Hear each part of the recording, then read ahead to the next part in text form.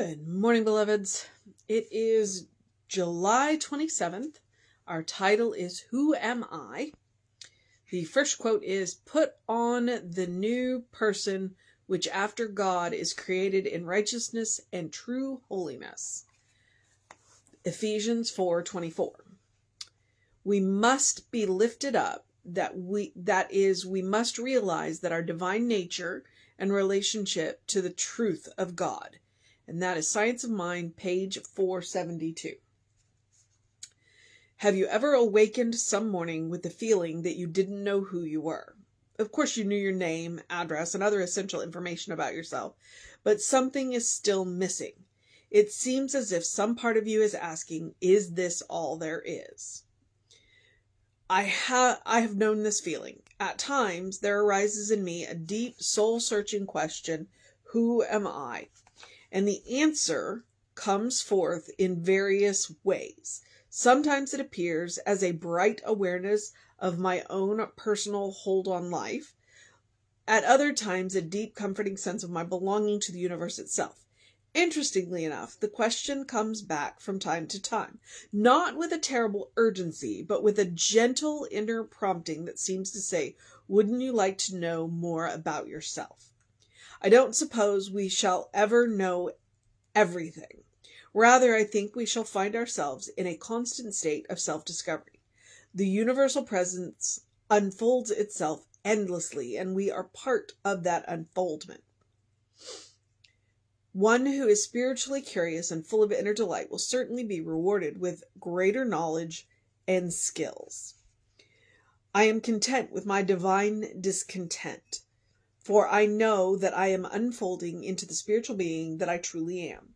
I see myself as a possibility rather than a finished product, and I am delighted at the God showing forth as myself. I am thankful for my curiosity and for my eternal growth. And that's M.S. Margaret Stortz. Who am I? Anytime I hear that question, my first response, and I've worked on this, my first response is always going to be a beloved child of God. If you ask me who you are, that's what I'm going to tell you. If I ask myself who I am, that's where I'm going to start. I am a beloved child of God. Do I always believe it? No. But most of the time I do. Because I've cultivated that relationship with God. But I like the idea of divine discontent. It's not unhappiness. It's just an invitation to grow and stretch a little bit more, to explore a little bit more of who I am in this world. Because who I am is God in action. Who you are is God in action, which is one of the reasons why I say that we're beloved children of God. But the idea of divine discontent is that invitation to learn a little bit more, to dig a little bit deeper, to dig a little bit more into the spiritual nature of humanity. Because we are spiritual beings having a human experience, and that human experience does consume a whole lot of our time. But every now and again, it's good to stretch up into that spiritual. And we don't have to save it for Sundays. And we don't have to save it for, specifically set aside spiritual time. That's the point of spiritual practice. The spiritual practice is to connect with the source of our own being. And when we connect with the source of our own being, we're going to be encouraged to grow just a little bit or a lot. And so the idea of divine discontent, when you feel that little urge, that little itch to go and do something a little different, a little new, that's a good thing. I think it's a good thing to occasionally wake up and wonder who I am. It's like, I know all of this stuff about me, but maybe there's a little bit more. And I think that's a good thing to have that idea of, okay, maybe there's a little bit more. Maybe I can grow a little bit in this direction, or maybe I want to go in that direction, or maybe I want to learn a little bit more about, and see. And that's why she uses that term of unenfoldment. God is forever revealing more and more of itself to us. Spirit is revealing more of itself to us. And sometimes it does it through us. And so I like the idea of divine discontent, because that is what encourages us to grow, to change, to see new things, and to see in a new way. All of which we are invited to do anytime. There's not a set time set aside. This is the only time I'm going to grow. This is the only time I'm going to see something different. This is the only time when I might wonder. You know, you can be doing something as mundane as sitting there and having a cup of coffee and really enjoying it. And then that divine will perk its head up and go, well, let's think about this today. Or you might be in the midst of a serious, spiritual cleanse, in the middle of a serious spiritual practice. And because that's when you expect it. You don't expect it when you're having the cup of coffee. But when you're having the cup of coffee or tea or hot chocolate, whatever, is when that's one of those times when spirit can really get your attention. It's like when you're doing the spiritual cleanse, you're completely focused on that. And so you are plugged in and all of that. But when you're just doing a little mundane thing and the spirit kind of goes, hello, I think that's an amazing thing. And I think that's one of those things we want to watch for and experience and to see where that takes us. So, who am I? All right. Let me see.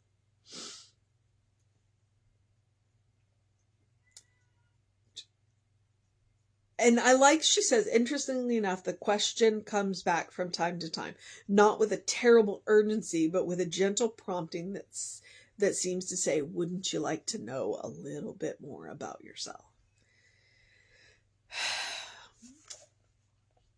We'll never know anybody as well as we know ourselves. Why not dig a little bit deeper? And I'm okay with not knowing everything. I like the idea that there are going to be some mysteries, but there's a lot that I can know. And so I'm okay with a constant state of self-discovery. I think that's amazing. So we are part of that unfoldment.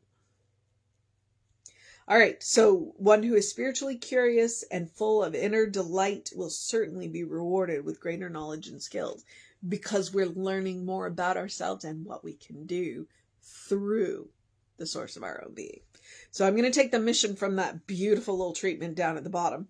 I am content with my divine discontent, for I know that I am unfolding into the spiritual being that I truly am.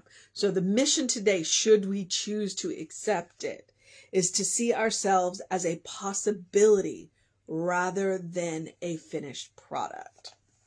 See yourself as a possibility. You're not done yet. You get to be both a masterpiece and a work in progress at the same time. So see yourself as possibility. You're not finished. And the truth is, you never will be.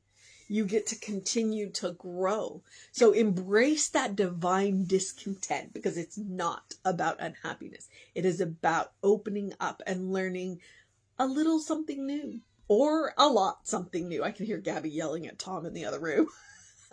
She is divinely discontent.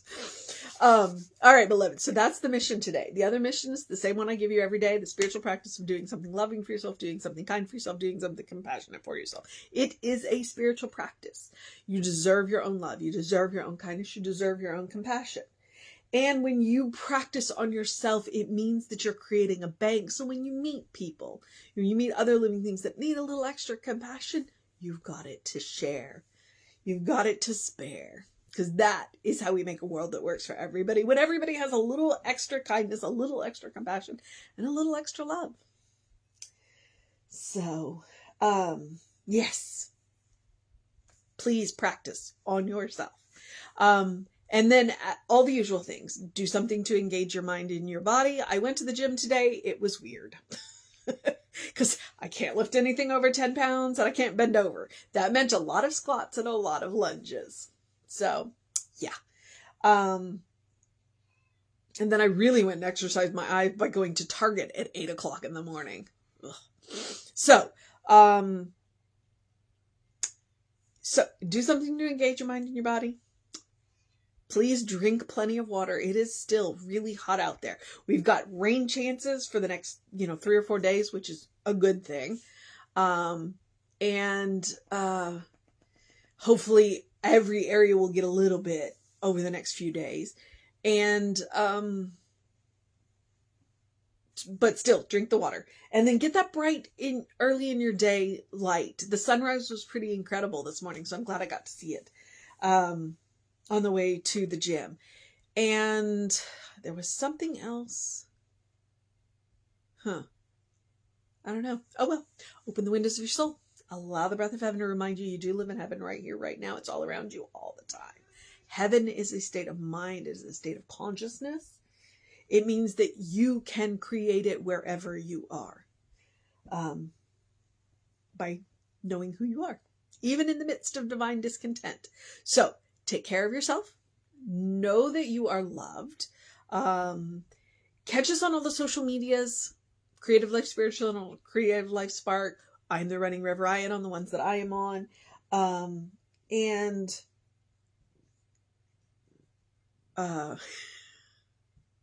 Look for the good and praise it. Have a great day, an amazing day, a wondrous day, a fantastic day, an enchanting day, a magical day. A middle of the week day, a divine discontent day, a getting to know yourself better day, a seeing yourself as a possibility day, a good day. And if that is too much pressure, simply have a day, because you are enough just as you are. As I say, always, you are a beloved child of God, in whom God is well pleased and well represented, always and forever. So, take care of yourself. Know that Reverend David will be on around 5 p.m. with you. I should be back with you at 9 a.m. today. I know I'm running late today, but like I said, went to Target. Went to the gym, went to Target. Did some stuff. And so I'll see you next time. Know that you're loved.